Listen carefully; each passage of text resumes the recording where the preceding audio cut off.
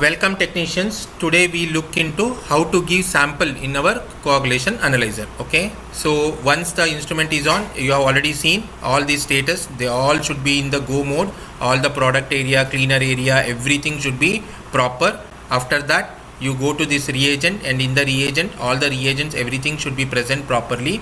And once all those things, explained in the previous video, you have done it. Then you go to the ninth one. So now as you can see, all the reagents are present, all the tests are open, and it is in the standby mode because that into mark is not there. Okay, now we can give the test.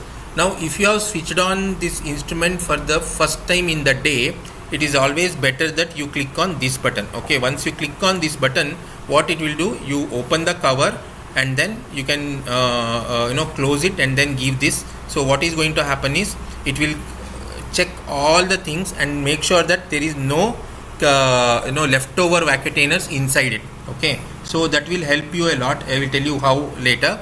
Okay, so now after that you click on it. Now you know that everything is open. So now you click on these individual buttons. Okay, now if you click by this ring, you can keep multiple vials, and once it is done individually in this 1 2 3 4 5 each position it will come, and you can dictate the numbers. That is not a very good method. So first only when the first day comes, on that day only you click on this. After that we go single only. So you click on this button. So immediately, as you can see, like this, individually 1 1 1 1 1 1 sample positions it will empty. So in this case, since all this nothing is there, so when you click on this 1 2 3 4 all, they also will be empty. I didn't get the photo for that, so I am using this.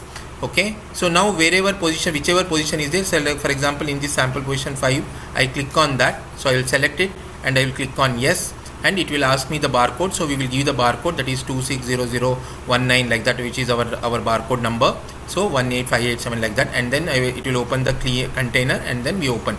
So primary means the actual vacuotainer only we are keeping, whereas so here we have to be very sure, because when you are using a vacuotainer, and if the vacuotainer the plasma that is separated, it is a very low level, it is always better to give it as a microtainer only. Okay, micro container, especially if it is coming from MIO hospital, from other hospitals and all, you better give it in that way. If you know that the height of the plasma in the vacuotainer is high enough, then only you give primary. So once you give primary, so this is the thing. So what happens when you are clicking on this barcode reader will be blinking.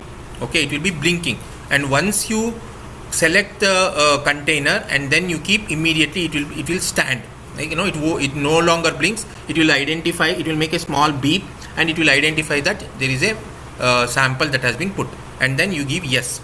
And if you want to give further, then you can go further. Now if you are using a microtainer, then this is the micro container ke liye, this is the adapter that you have to use, and on that adapter in bullet cup you have to give the sample.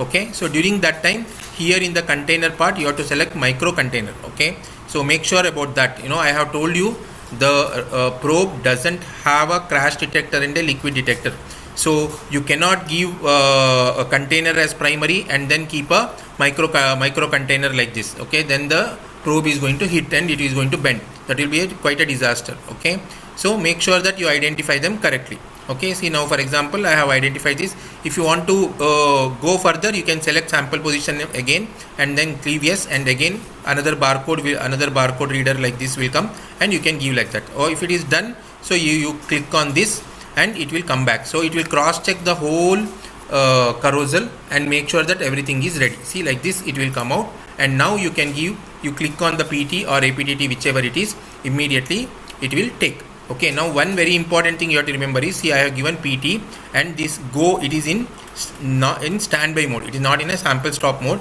So when I click on this and I ask it to go, the probe will first go to the dissolve, clean itself, and then come to the reagent and pick up. But if it is in the into mode, that means it is already in sampling stop, then what is going to happen? The probe will straight to move it into the vacuotainer, and it will start picking up the sample. Okay, so that one part you have to remember. Okay, like this you can select it and then you said go. Once it go, so immediately the first yellow color will come, and then after that this will turn into blue color, and then once the test is done, the values are going to come. If any exclamatory mark or anything is coming, be sure that there is some problem, either the values are very high or reagent is not there, something is there. So always bring it to the notice of the senior technician or the HOD there. Okay, don't try to do anything over there. Don't try to rerun the sample or anything like that without knowing what exactly is the cause. Okay, hope you are able to understand. See, now the values would have come, and according to those values you can do the show it to the senior people or the HOD, and as per their instructions you can go ahead. Okay, hope you are able to understand. Thank you.